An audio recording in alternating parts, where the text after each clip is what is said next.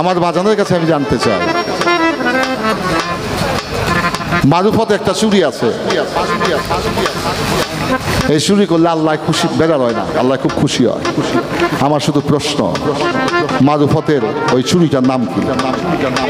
ওইটা কি টাকা পয়সা চুরি করা? দ্বিতীয় আরেকটি প্রশ্ন ওখানে উপসংহারে, মারুফত একটা ডাকাতি আছে, ওই ডাকাতি না করা পর্যন্ত সে কখনো মারুফত হাসিল করতে পারবে না। মারুফতে একটা বাটপাড়ি আছে, বাটপাড়ি করে ভালো না খারাপ? তো মারুফের একটা বাটপাড়ি আছে, ওই বাটপাড়ি না করলে মারুফত তার হাসিল হবে না। আচ্ছা, মারুফতের একটা আল্লাহর ফরজ হুকুম পালন করা মুসলমানদের জন্য নৈতিক দায়িত্ব এবং কর্তব্য। মারুফতের একটা কর্ম আছে, ওইটা ফরজ হুকুমকে তরফ না করা পর্যন্ত কখনো মারুফত হাসিল করতে পারবে না। আমার শুধু প্রশ্ন, কি ফরজ হুকুম তোমাকে তুমি তরফ করবা, আর কোন জায়গায় মিথ্যা কথা বলবা, কোন জায়গায় চুরি করবা, কোন জায়গায় ডাকাতি করবা? ওই ডাকাতি করাও বৈধ, চুরি করাও বৈধ, হারাম খাওয়া বৈধ। তোমার জন্য ওই মারুফতটা তোমাকে প্রতিষ্ঠিত পথ দেখায় দেবে, তুমি যদি সেই কর্মগুলো করতে পারো। সবচেয়ে বড় কর্ম হইল আল্লাহর ফরজ হুকুম তরফ না করা পর্যন্ত তুমি আল্লাহর বন্ধুত্ব অর্জন করতে পারবে না। সেই কর্মটা কি বলার চেষ্টা করবে। আমার মনে হয় তুমি তো মনে হয় এখনো গাও, আমি গাইতেই না শরীয়ত মারফত। তুমি না, তোমার বাবা এমন হয় এই কথা বলে নাই। আমার প্রশ্ন হলো, আল্লাহ বলছে আমি আওয়ালে, আমি আখেরে, আমি জাহেরে, আমি বাতনে। আপনার কাছে একটু জানতে চাই, জাহেরে আল্লাহকে আমরা কোথায় পাবো?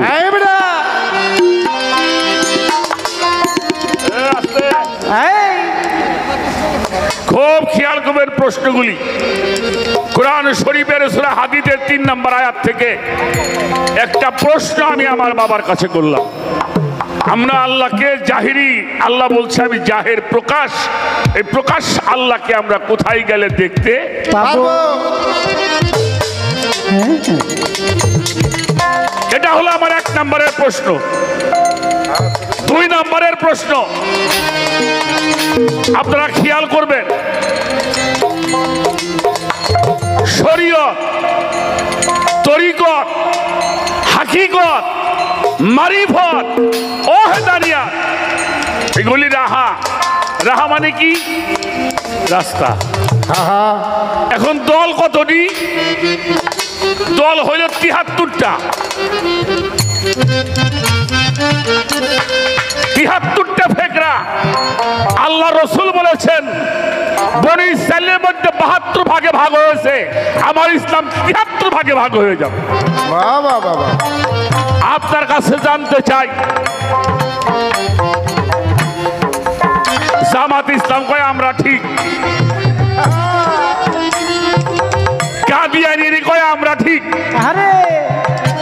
আমরা একই, লামা যাহাবিরে কয় আমরা ঠিক, আহলে হাদিসে কয় আমরা ঠিক, পীর সাহেবরা কয় আমরা ঠিক, আহলে সুন্নাত ওয়াল জামাত কয় আমরা ঠিক, কেউ আর কয় না আমরা বেঠিক।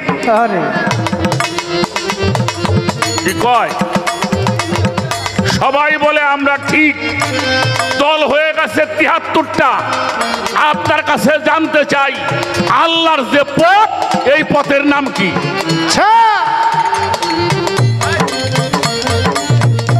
যেই পথ দিয়ে হাঁটলে আমি আল্লাহ পর্যন্ত পৌঁছাইতে পারবো,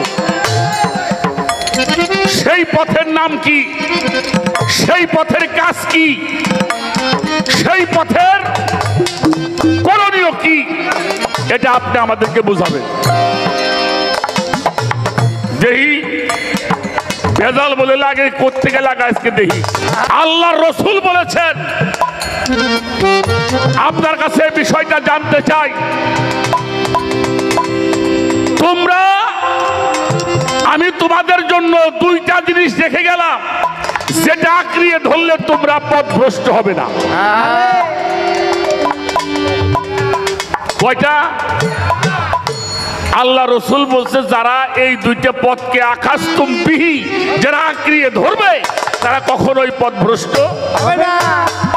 আমি জানতে চাই, আল্লাহ রসুল 2টা জিনিসকে আঁকড়ায় ধরতে বলছে, এই 2টা জিনিস কি আমরা আঁকড়ায় ধরতে? জয় হোক। এই কি কি লাগবে কও? হারমোনিয়াম সাউন্ড একটু বাড়াও। ঠিক আছে, হ্যাঁ সব ঠিক আছে। ঠিক আছে। আজকের এই মহতী অনুষ্ঠানে আমাদের উভয় শিল্পীর পরিচয় পর্ব। ফলটা একটু কমায় দিও। হ্যাঁ, এটা শেষ হওয়ার পরে যার যার মনের গান সমাপ্তি হলো। এবার দরবার থেকে আমাদের জন্য পালা আসছে। একটি পালা হলো ইলমে শরীয়ত, আর একটি পালা হচ্ছে ইলমে মারিফত। এই দুটি বিষয় নিয়ে আজকে আলোচনা হবে। তো আমার এক বাবাজি কথা প্রসঙ্গে বলেছেন শরীয়ত মারফতের পালাটা হলো ঝগড়ার পালা। আসলে কথাটা সত্য না নয়, কারণ শরীয়ত আর এই মারিফত এটা হলো একই অপরের পরিপূরক, একই অপরের পরিপূরক। কিন্তু এই একই অপরের পরিপূরক আমরা কি করি, সেটা একটা প্রতিপক্ষ সৃষ্টি করে নিয়ে ফেলি। আমরা কি করি, প্রতিপক্ষ মনে করি। প্রতিপক্ষ নয়, একই অপরের পরিপূরক। আমি পালাগানে যাওয়ার আগে বলবো বাবা, অনেক ভুল ত্রুটি হবে, কারণ যিনি বেশি কথা বলে তার ভুল হওয়াটাই এই জন্য আল্লাহর হস্তে সেটা ক্ষমার দৃষ্টির দেখে যেইটা ভালো এটা গ্রহণ করবেন, আর যেইটা খারাপ ওটা আমাদেরকে দিয়ে যাবে। পালা হইল শরীয়ত আর মারিফত। পবিত্র কোরআন শরীফের মধ্যে সূরা মায়দার 48 নম্বর আয়াতে আল্লাহ পাক দুটি পথের কথা উল্লেখ করেছেন। একটা হলো শরীয়ত আর অপরটি হলো মিনহাজ, যেটা আমার খাস পথ। এটা বিশেষ বিশেষ ব্যক্তিদের জন্য হলো প্রযোজ্য। এই বিশেষ পথের অধিকারী যারা, এরাই হচ্ছে ইলমে মারিফতের ওলিয়াল কামেল পীর মুর্শিদ। তো সেই জন্যে আমরা সেদিকে লক্ষ্য করে আমরা আলোচনা করব। আল্লাহ রসুল তার জবান মুবারকে এলান করেছেন, লা ইয়াকবালুল্লাহি তাআলা ফি আবাদিয়াল মারফতুল্লাহি ইনি কানা আলফিসানা। সেই পর্যন্ত মারফতের নিগুর রহস্য তুমি জানো না, বোঝো না, সে পর্যন্ত ইবাদত বন্দেগী আল্লাহর দরবারে কবুল হবে। তাহলে শরীয়ত এবং মারিফত, শরীয়তের ইবাদত কবুল করাতে হলে মারফতের ইবাদতকে আমাদের জানতে বুঝতে হবে। তো বেশি কথা জানিও না, বলবো না, একটা গান আগে করে নেই, তারপরে আমি দুই একটা প্রশ্ন আমার বাবার কাছে আমি একটু নতুন ভাবে, নতুন তো আর কিছু নাই, সব পুরাতন ভাবছে লালন, সব পুরাতন, নতুন সৃষ্টি হচ্ছে কিরে বলার মধ্যে একটু নতুনত্ব আর কি, তাছাড়া সবই পুরাতন। একটি গান আমি আগে করি, তারপরে আমার বাবার কাছে আমি বিষয়গুলি একটু জানার জন্য, বোঝার জন্য চেষ্টা করব। আপনার যে সুন্দর পরিবেশ দিয়েছেন, সত্যকারেই আমার হৃদয় থেকে ভালোবাসা শ্রদ্ধা যতটুকু আছে আমি সকলের চরণে সেটা নিবেদন করছি। ধন্যবাদ। লাগতো এটা চেল্লা ফেল্লা, কি বলেন? আলেম হলো জ্ঞানী। এখন আমার প্রশ্ন হলো, আল্লাহ বলছে আমি আওয়ালে, আমি আখেরে, আমি জাহেরে, আমি বাতনে। আপনার কাছে একটু জানতে চাই, জাহেরে আল্লাহকে আমরা কোথায় পাবো?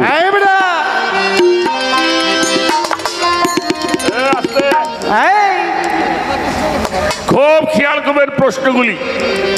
কোরআন শরীফের সূরা হাদীদের 3 নম্বর আয়াত থেকে একটা প্রশ্ন আমি আমার বাবার কাছে করলাম। আমরা আল্লাহকে জাহিরি, আল্লাহ বলছে আমি জাহের প্রকাশ, এই প্রকাশ আল্লাহকে আমরা কোথায় গেলে দেখতে পাবো। এটা হলো আমার 1 নম্বরের প্রশ্ন। 2 নম্বরের প্রশ্ন আপনারা খেয়াল করবেন, শরীয়ত, তরিকত, হাকিকত, মারিফত, ওহদানিয়াত, এগুলি রাহা। রাহা মানে কি? রাস্তা। এখন দল কতটি? দল হইল 73টা।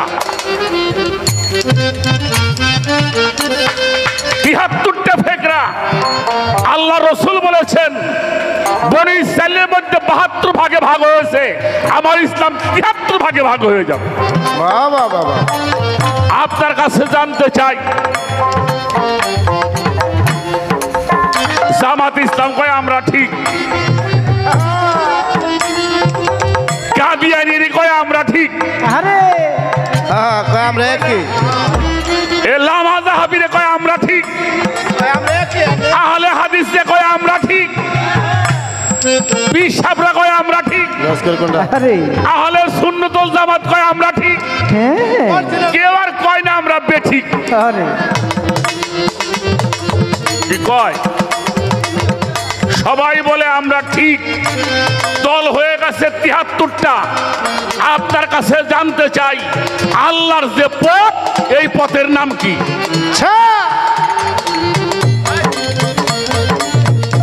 সেই পথ দিয়ে হাঁটলে আমি আল্লাহ পর্যন্ত পৌঁছাইতে পারবো। সেই পথের নাম কি? সেই পথের কাজ কি? সেই পথের করণীয় কি? এটা আপনি আমাদেরকে বুঝাবেন। দেহি ভেজাল বলে লাগে, কোত্থেকে লাগা আজকে দেহি। একটা কথা দলিলের বাইরে হবে না।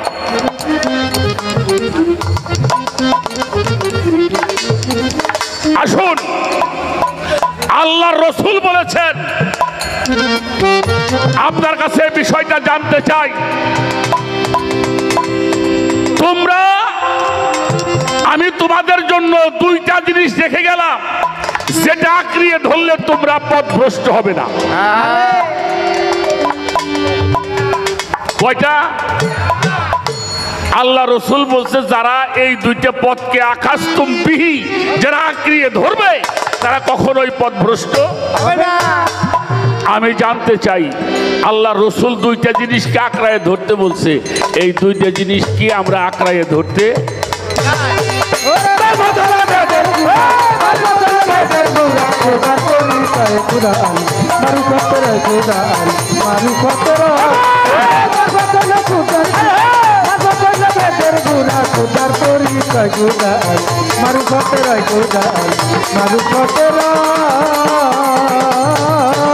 অনুমানে সেজদা হয় হারাম,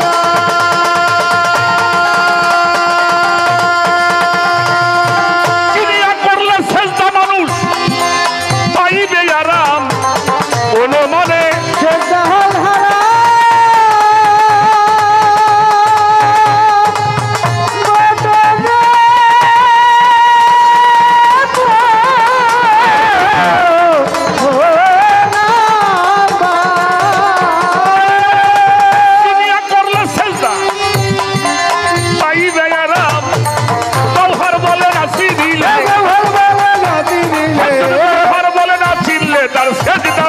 যাইছে খোদা, মারিফতে রইছে খোদা, মারিফতে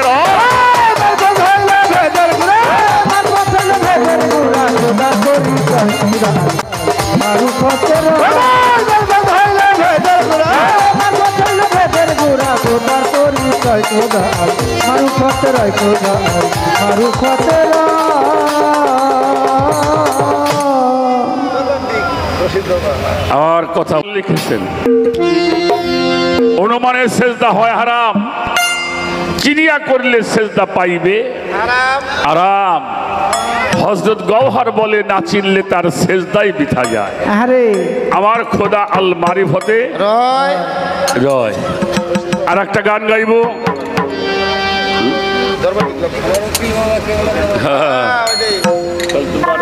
হইলো এবার এই না, নমস্কার কোনটা ভাই মায়া বাসিতে নাই বাসিতে এখন নাই খালি বাসির দোষ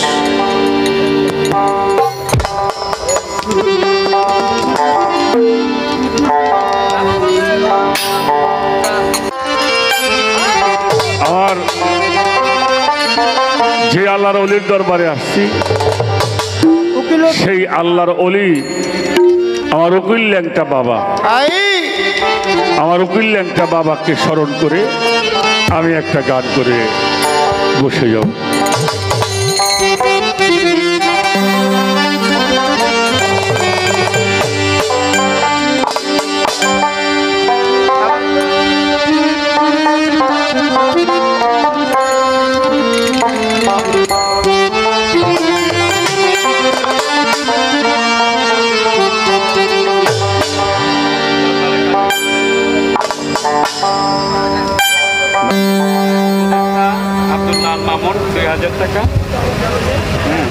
আমাদের প্রধান উপদেষ্টা জনাব ইঞ্জিনিয়ার আব্দুল্লাল মামুন সাহেব 2000 টাকার মাধ্যমে আমাকে ভালোবাসা জানিয়েছে। সাথে আমার বাবা আরিফ দেওয়ান সাহেবকেও 2000 টাকার মাধ্যমে, এবং সেই সাথে আমাদের জনাব মামুনুর রশিদ সাহেব, আমাদের মাসুদ সাহেব।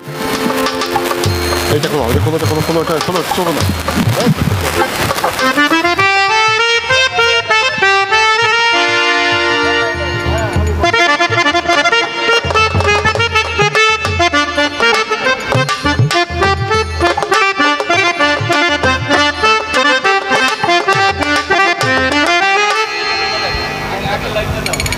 হ্যালো হ্যালো হ্যালো, এবার এটা বানাও।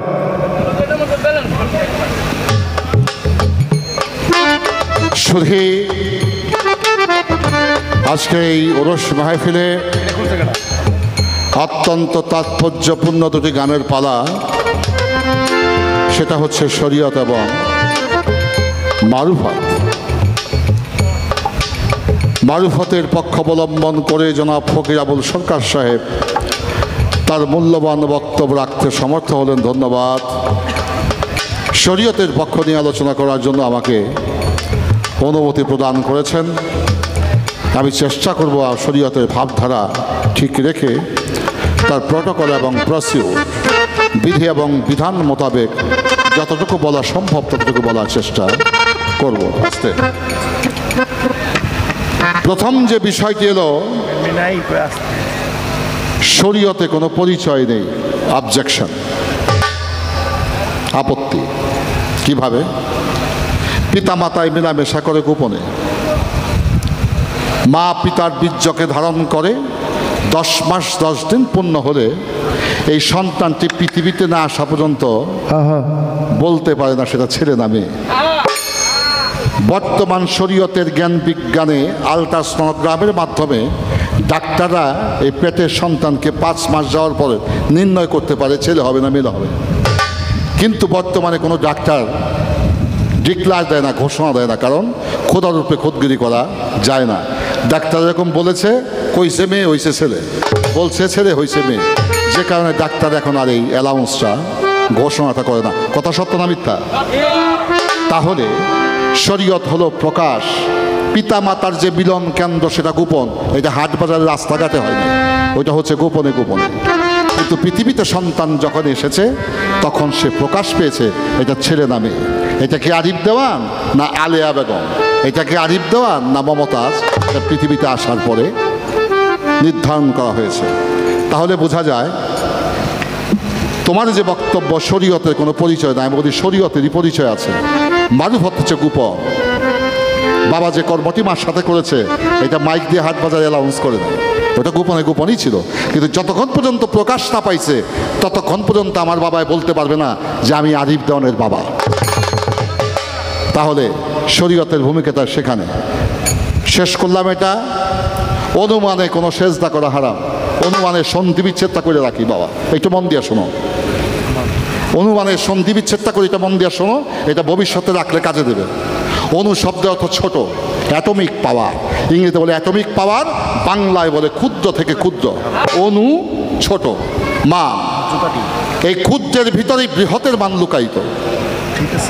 আমি আরিফ দেওয়ান যেদিন বাবা মার কাছে রেখেছিল এক ফোঁটা পানি, একদম অল্প, আজকে 1959 সনে আমার পৃথিবীতে আবির্ভাব।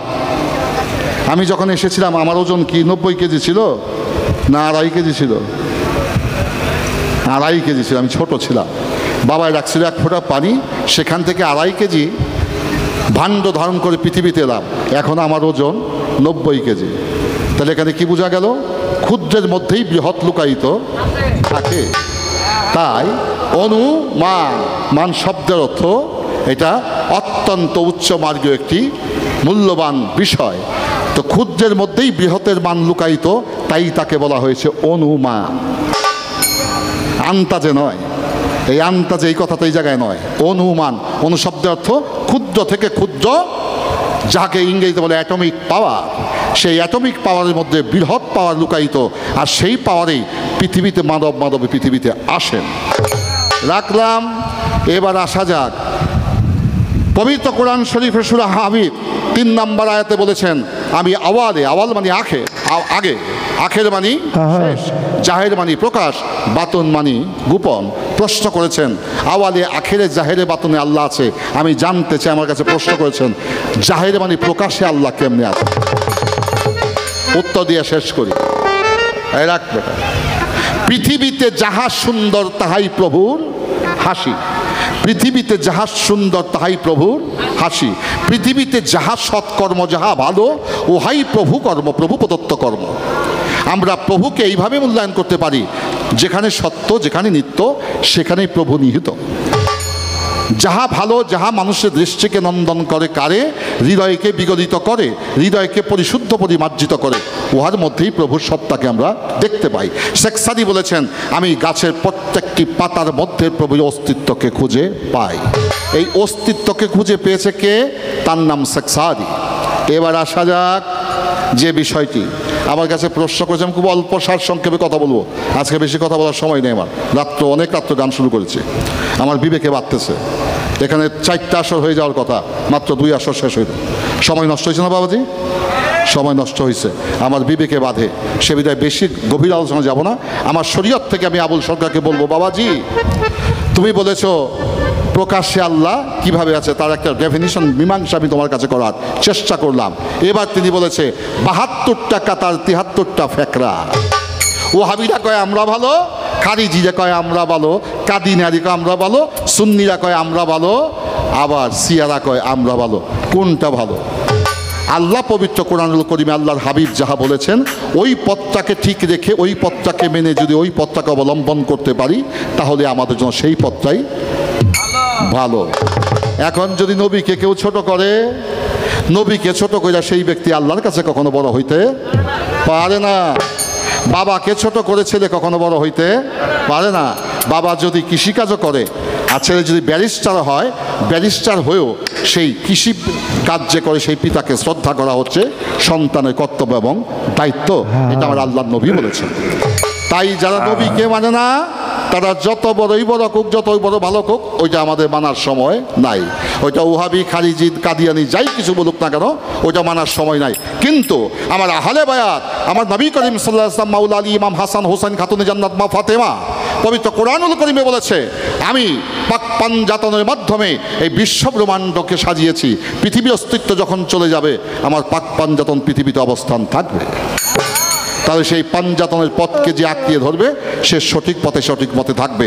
পবিত্র কোরআন শরীফের মধ্যে সূরা ফাতিহার মধ্যে বলা হয়েছে শেষ আয়াত, আউযু বিল্লাহি মিনাশ শাইতানির রাজিম, বিসমিল্লাহির রহমানির রহিম, আলহামদুলিল্লাহি রাব্বিল আলামিন, আর রহমানির রহিম, মালিকি ইয়াউমিদ্দিন, ইয়াকা না'বুদু ওয়া ইয়াকা নাস্তাইন, ইহদিনাস সিরাতাল মুস্তাকিম, সিরাতাল লাযিনা আন'আমতা আলাইহিম গায়রিল মাগদুবি আলাইহিম ওয়ালাদ-দাল্লিন। মুস্তাকিমদের জন্য সহজ সরল একটি পথ রয়েছে, ওই পথকে অবলম্বন করে আল্লাহকে তুমি দুনিয়া থেকেই লাভ করতে পারবে। তাইলে সহজ সরল পথ কোনটা? এই জায়গায় একটা কথা বলে রাখি বাজান, যত বেজাল এই লেবাসদারি মানুষের কাছ থেকে। আল্লামা জালালউদ্দিন রুমি, যে আমার বাবাই কয় নাই, আল্লামা জালালউদ্দিন রুমি বলছে মদের মদকার থেকে ফেতনা ফেসাদ সৃষ্টি হয় না, ফেতনা ফেসাদ সৃষ্টি হয় এই পোশাকদারি, জুব্বাদারি, সাদা পোশাকদারি, লাল পোশাকদারি, কালো পোশাকদারি, এই জুব্বার ভিতরে থেকে যত ফেতনা ফেসাদ সৃষ্টি হয়। কোনটা আমার আদর্শের জুব্বা, সেই জুব্বাকে নির্ধারণ করে তোমাকে ধারণ করতে হবে। কেউ উদাম চলে, কেউ একেবারে জুব্বা টুব্বা লাগায়, চোখে সুরমা দিয়ে, হাতে তসবি লাগায়, মাথায় টুপি, তার উপরে পাগড়ি, দোতাল্লা সুন্নত লাগায়, তারাই ফেতনা ফেসাদ সৃষ্টি করে। আর যে প্রকৃত যে মানুষ, যে সত্যকে ধারণ করে, সে কখনো মিথ্যার বেশাদ সে ধারে না। তাই আমি আজকে যে শরীয়ত করছি, সেই শরীয়ত হচ্ছে আমার সেই শরীয়ত, মোহাম্মদী শরীয়ত। ওইটা উমাইয়ার শরীয়ত নয়, উমাইয়া ইসলাম নয়, আমার ইসলাম হচ্ছে মোহাম্মদী ইসলাম। দয়াল নবী 63 বৎসরে তিনি মোহাম্মদী ইসলামকে প্রতিষ্ঠিত করেছিলেন। আর দয়াল নবী বেসাল হওয়ার পরে 239 বৎসর শাসন করেছিল সেই ইয়েজিদের বংশরা, তাদের নাম রাখা হয়েছিল, সেই ইসলামের নাম রাখা হয়েছিল উমাইয়া ইসলাম। যারা মোহাম্মদ নামকে কেটে ইসলামকে প্রসিদ্ধ করতে চায়, প্রতিষ্ঠিত করতে চায়, ওরা মনে করে বুকের রাজ্যে বসবাস করে। সেই ইসলামকে ধারণ করতে হবে, যে ইসলাম আমার মোহাম্মদী ইসলাম। রাখলাম।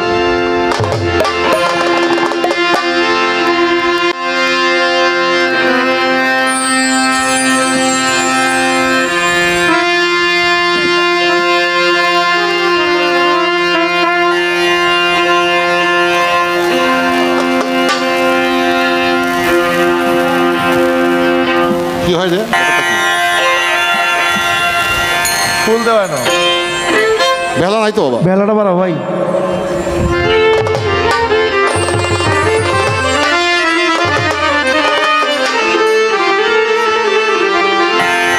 আল্লাহ রে, 3 বছর পরে মনে হয় শরীয়তের পালা গান গাইতেছি, কোথায় জানে কি হবে। আল্লাহ, এই পালা বাজান 30 বছর আগে শেষ। এখন এই পালা গান গাওয়ার আমরা লোক না, এখন দিছে কি করবো, কি করবা?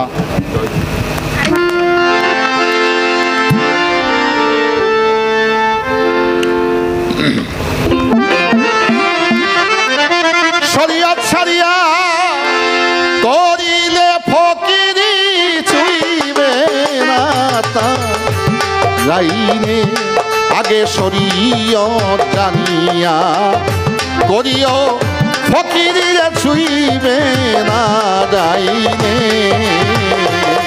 আগে শরীয়ত জানিয়া করিও ফকিরি ছুইবে না ডাইনে। শরীয়ত ছাড়া করলে ফকিরি তারে ঘুরাই শয়তানে। আইরে শরীয়ত ছাড়া করলে ফকিরি তারে ঘুরাই শয়তানে। আগে শরীয়ত জানিয়া করিও ফকিরি ছুইবে না ডাইনে। আগে শরীয়ত জানিয়া করিও ফকিরি ছুইবে না ডাইনে। বাজান এই গান আমার বাবাজি গান শোনো, কথা বলো। ফকির আবুল সরকার, নামের আগে ফকির, ফেকাপ রেইয়া। যদি শরীয়তকে সে না মানে, আলেমরা কি বলে শুনো।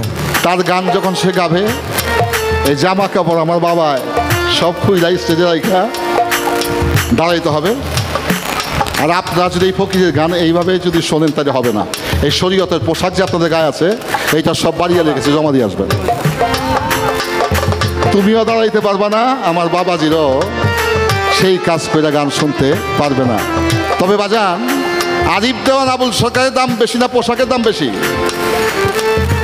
আরিফ দেওয়ান আবুল সরকারের দাম বেশি, কিন্তু এই দামি বস্তুটাকে আবরণ দিয়া যে 3 টাকা দামের কাপড়ে জায়গা রাখছে, এই যে একটা ভূমিকা আছে না, এই ভূমিকা না মানলে কি হইব?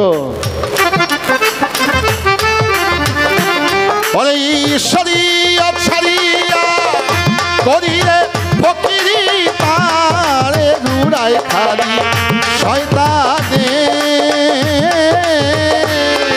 আগে শুইবে শরীয়ত না ডাইনে আগে শরীয়ত জানিয়া করিও ফকিরি শুইবে না ডাইনে আগে শরীয়ত জানিয়া করিও ফকিরি শুইবে না ডাইনে গাছের গোড়ায় আমার হইল শরীয়ত আবুল বাজার তরিকতে ডালি মেইলাছে ও তার পাতায় হাকিকত আরে মন গাছের গোড়া হইল শরীয় তরিকতে ডাল মাইলাছে পাতা হাকিক বাজার গাছ ছাড়া কি পাতা পাওয়া যাইব গাছ ছাড়া ফুল পাওয়া যাইব গাছ ছাড়া ফল পাওয়া যাইব তাহলে গাছের গোড়াতে আমার শরীয়ত তরিকতে ডাল হাকিকতে পাতা মারুফতেরটা পরে কমু গাছের গোড়ায় আমার হইল শরীয়ত বাজার তরিকতে ডাল মেইলাছে তোমার পাতায় হাকিকত ওই মারুফতে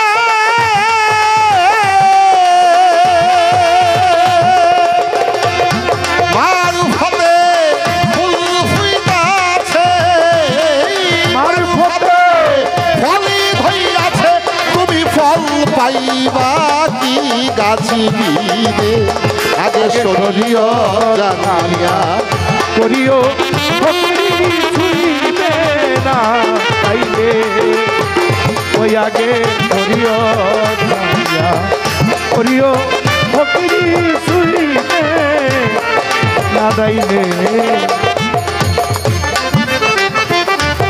রাস্তায় আমার ফকির বাজার হইল শরীয়ত তরিকতে লাইনি বসাইছে ও তার ইঞ্জিন তাই হাকিকত দরদি আমার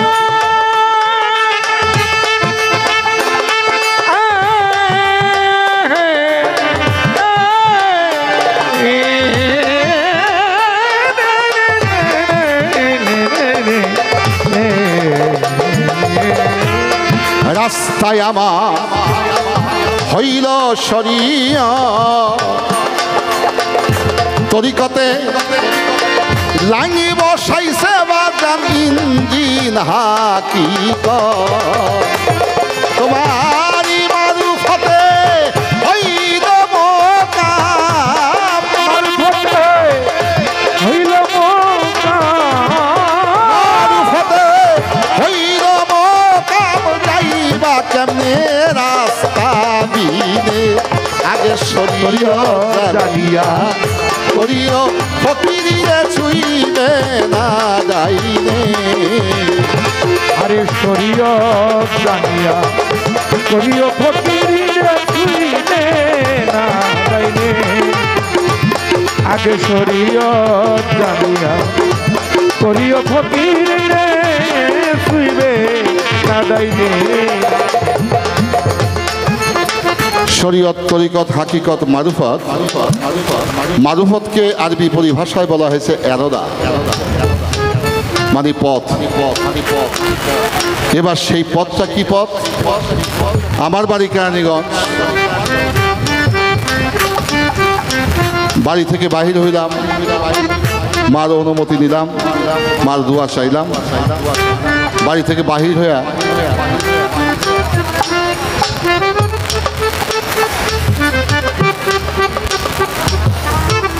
আস্তে ঘুমাস গাড়িতে উঠলাম গাড়ি কেরানীগঞ্জ উপজেলা হয়ে আব্দুল্লাপুর হয়ে পোস্তগোলা ব্রিজ পার হয়ে যাত্রাবাড়ি হয়ে আসলাম চিটাগাং রোড ব্রিজের নিচটা ঘুরে আদমজি রাস্তায় ঢুকে আসলাম আমি এখানে এইটা একটা রাস্তা। কমলাপুর স্টেশন থেকে যদি ট্রেনে উঠতাম, নামতে হইতো নারায়ণগঞ্জ, ওখান থেকে রিক্সা বা সিএনজিতে আমাকে এখানে আসতে হইতো। যদি নৌকাতে উঠতাম খোলামরা ঘাট থেকে, আমাকে নৌকা যুগে নদী যুগে শীতালক্ষা হয়ে আমাকে আসতে হইতো আপনাদের ঘাটে। তাইলে আর যদি হেলিকপ্টার বিমান নিয়ে আসতাম, তাইলে আমার হেলিপ্যাড লাগতো, যেখানে হেলিপ্যাড করা হইতো সেখানে হেলিকপ্টার নিয়ে নামতাম। আর নারায়ণগঞ্জ বিমানবন্দর নাই, আর বিমানে আসলে আর এত কাছাকাছি বিমানে আসার কোনো ব্যবস্থাও নাই। যদি ফকার বিমান থাকতো ইউরোপ আমেরিকার মতো, তাহলে ওই পোস্ট অফিসে যে বিমান ব্যবহার করে বিমান দিয়ে ওখানে গানে আসতে পারতাম। তাইলে যাহাই কিছু চলুক না কেন, তার রুট, তার রাস্তার প্রয়োজন আছে। আমার শরীয়ত হচ্ছে সেই রাস্তা।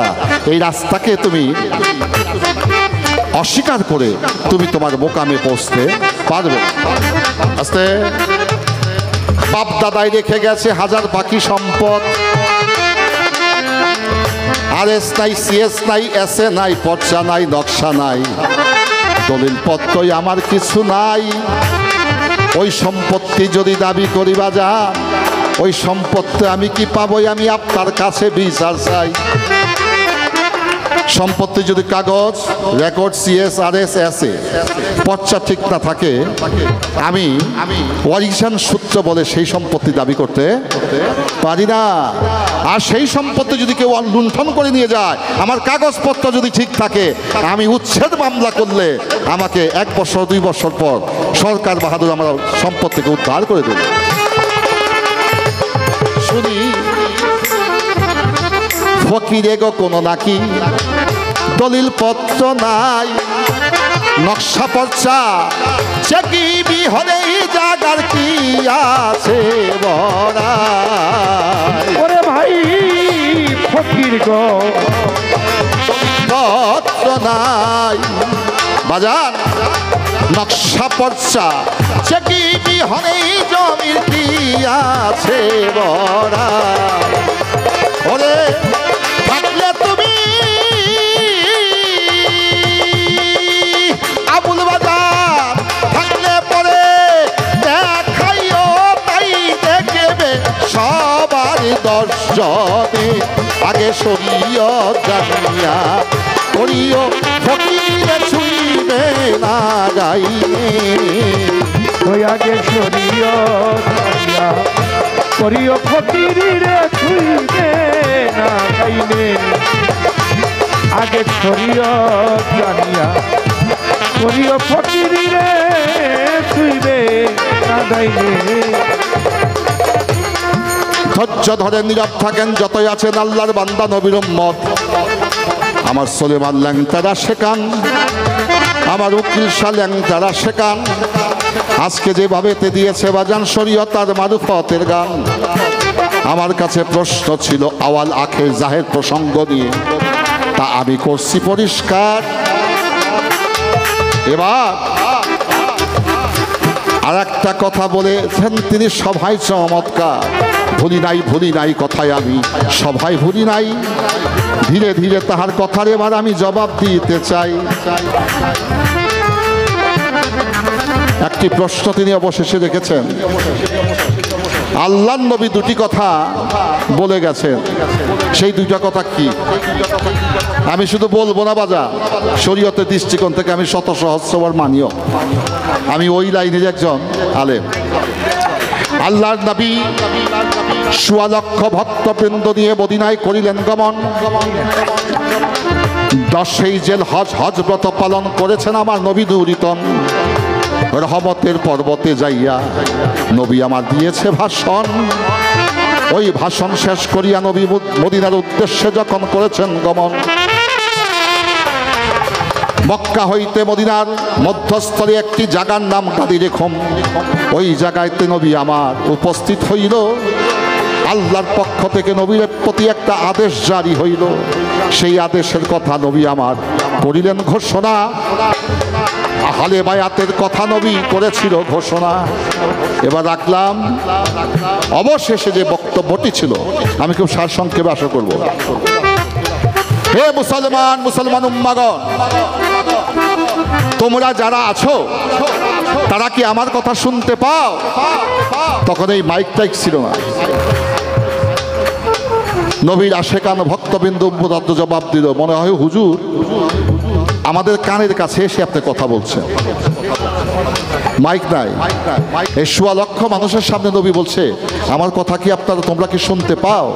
প্রত্যেকে উত্তর দিলেন যে মনে হচ্ছে নবী আপনি আমাদের কর্ণকুহরের কাছে এসে আপনার বক্তব্য রাখছেন। কত বড় শান!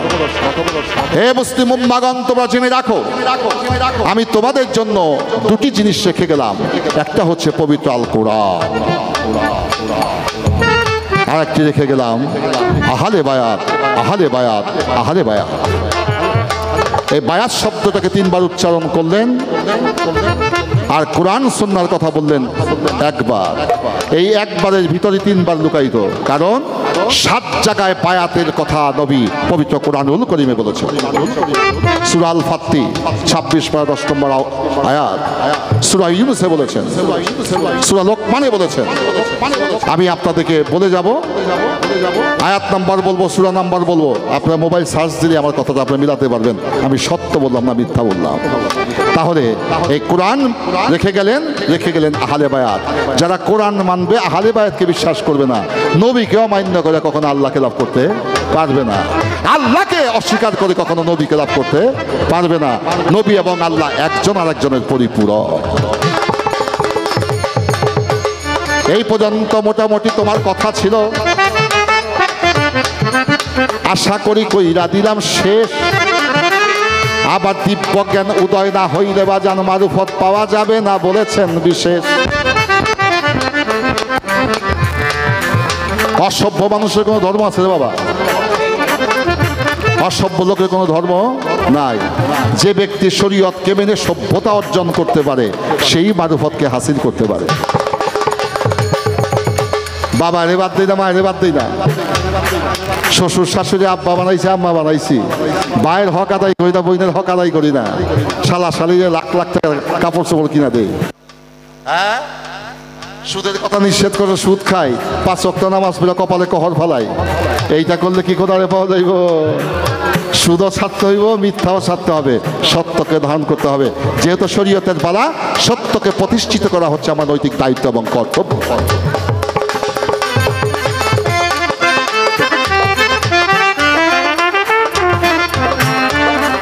আমার একটা প্রশ্ন গানের মধ্যে হইয়া গেছে, রাস্তা ছাড়া মোকামে যাইবা তুমি কেমন করিয়া, জানা থাকলে জবাব দিবে আবুল সরকার বাজান সবাতে দাঁড়াইয়া। এবার গাছ ছাড়া ফুল ফল পাবে কোথায়, জানা থাকলে দেবে পরিচয়। আমার প্রশ্ন হইয়া গেছে বাজান, 2টা প্রশ্ন বেশি করব না, সবাই জানিবেন নিশ্চয়। তবে বাজান একটা বিষয় আমার মনে জানতে চায়,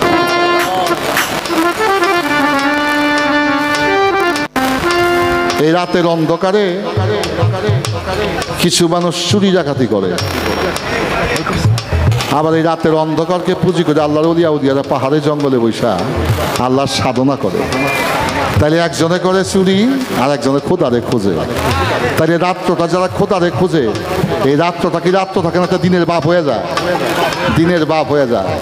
আর যারা দিনের বেলায় পকেট মারে, ওদের কাছে দিন থাকে না, ওরা অন্ধকারেই আচ্ছা না।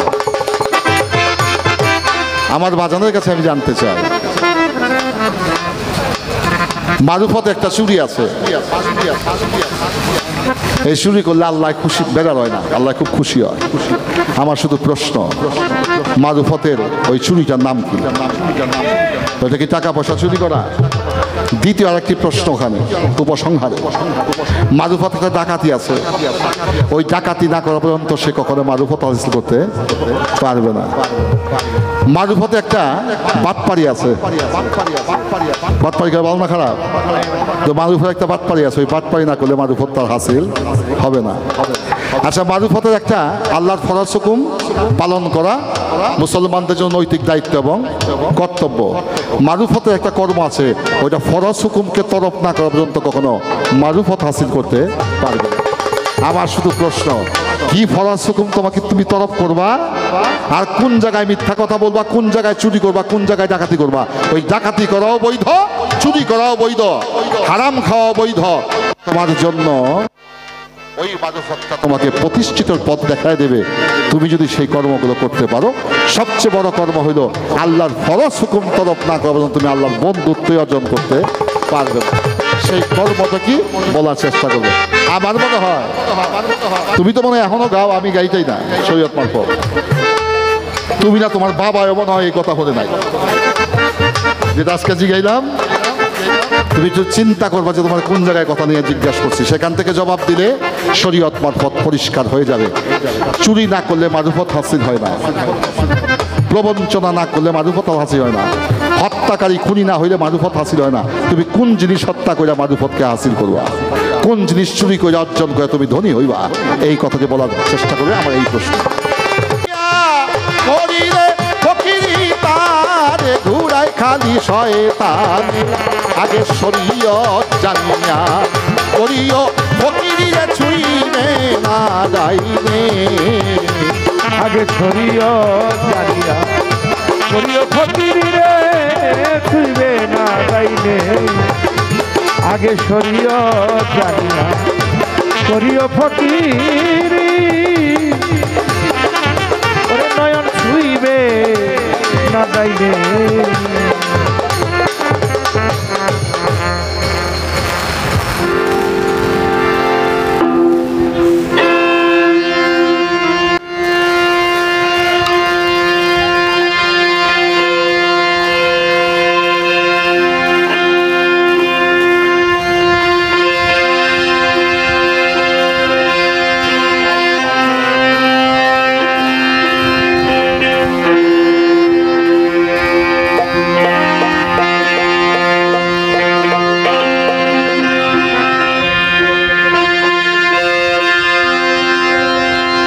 হ্যালো, আমার বাবা সুলেমান শাহ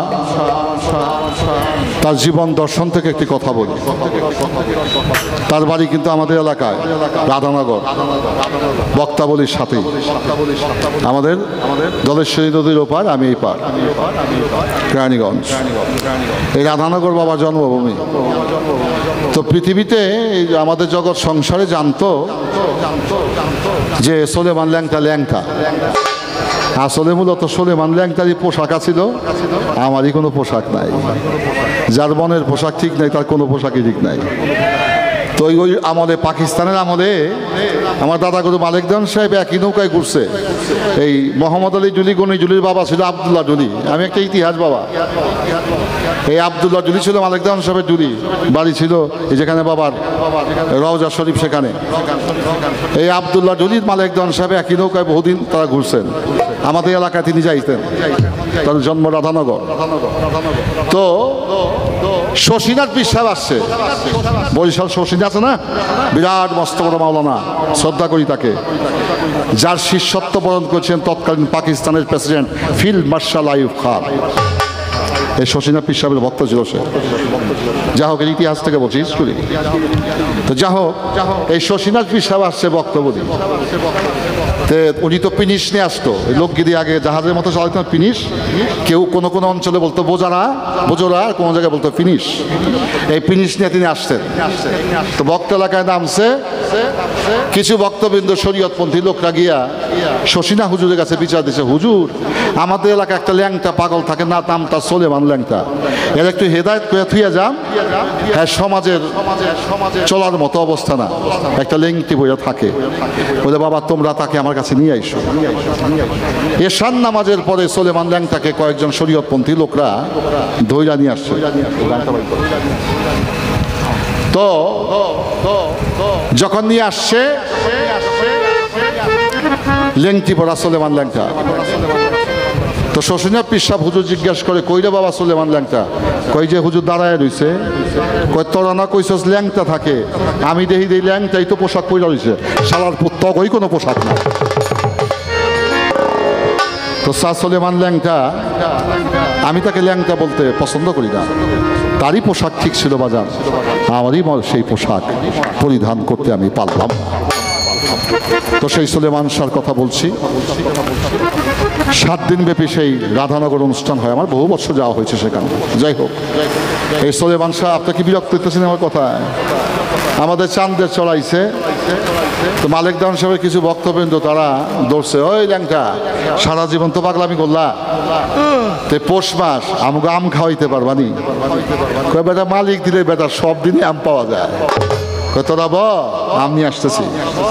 গেছে 3 মিনিট পরে দেখে হাতের মধ্যে 40 থেকে 50 চাম কাঁচা আম পাতা সহকারে নিয়ে আসছে। কয় পাগলায় গেল মাত্র, কই থেকে আম নিয়ে আসলো? তখন এই চান্দেশ্বর গ্রামে কোনো গাছপালা ছিল না। সেই আম পায় তো পোলাপান সব খুশি, ভর্তা বানাইছে। ভর্তা যখন বানাইছে পোলাপানে কয় যে আম আইনা দিল পৌষ মাসে তো আম হওয়ার সময় না, তাহলে পাগলায় কিছু জানে রে, পরে না দিয়া খাওয়া ঠিক হইব না। পাগলায় পাগলা হলো, ল্যাংটা তুমি একটু খাও। খামু রে, দে বল। বলতিছে লেংটি না খুইলা এমন এক বদবায়ু ছাড়ছে, বারোয়ানি বাতাসের তলায় বর্তাকে বসে মাটির মধ্যে। এই কাণ্ড দেখে পোলাপান কিছু দৌড়ায় পলাইছে, আর কেউ সুলেমান ল্যাংটাকে বিশ্বাস করে মাটির থেকে চাইটা যে আম খাইছে, এরা সাধারণ মানুষ থাকে নাই, তারা আল্লাহর ওলি হয়ে গেছে। অনেক কিছু জানে। তো সেখান থেকে 2টা কথা বললাম, রাখলাম এবার সেই কথা। এবার আসা যাক আমার সেই সুলেমান শাহ নামে একটি গান।